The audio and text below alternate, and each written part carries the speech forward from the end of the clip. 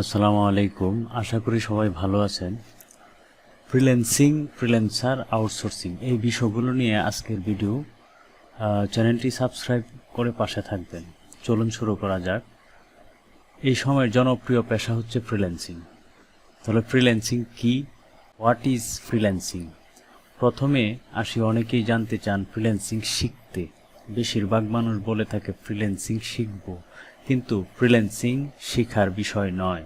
Freelancing হলো একটা পেশা। এই পেশাতে আসতে হলে কোনো একটা বিষয়ের উপর এক্সপার্ট হয়ে কাজ করতে হয়। তো ফ্রিল্যান্সিং শেখার বিষয় নয়, ফ্রিল্যান্সিং করব। যেমন সরকারি চাকরি করব, সরকারি চাকরি শিখব কেউ বলে না।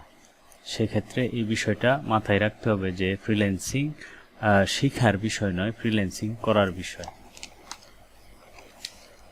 ফ্রিল্যান্সিং হলো স্বাধীন একটা পেশা, সেলফ এমপ্লয়ি বা মুক্ত পেশা, যা আমরা সবাই জানি। নির্দিষ্ট কোনো ব্যক্তি বা প্রতিষ্ঠানের অধীনে কাজ না করে নিজের মন মতো স্বাধীনভাবে কাজ করাকে ফ্রিল্যান্সিং বলে, যা ধরাবাঁধা নিয়মের বাহিরে।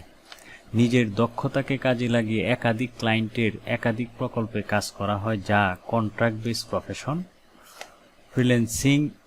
ফ্রিল্যান্সিং এই পেশার সাথে যারা জড়িত তারা হচ্ছে ফ্রিল্যান্সার। আউটসোর্সিং, ফ্রিল্যান্সিং এবং আউটসোর্সিংয়ের মধ্যে অনেকেই বিষয়টা একভাবেই নিয়ে নেয়, কিন্তু বিষয়টা হচ্ছে আলাদা। ফ্রিল্যান্সিং কি তা আগেই বলছি, তাহলে আউটসোর্সিং কি? আউটসোর্সিং হলো কোনো ব্যক্তি বা প্রতিষ্ঠান নিয়মিত কর্মীদের বাহিরে চুক্তিভিত্তিক কাজ করানোকে আউটসোর্সিং বলে।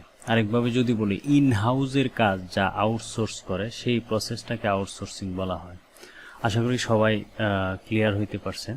ভালো থাকবেন সবাই। আল্লাহ হাফেজ।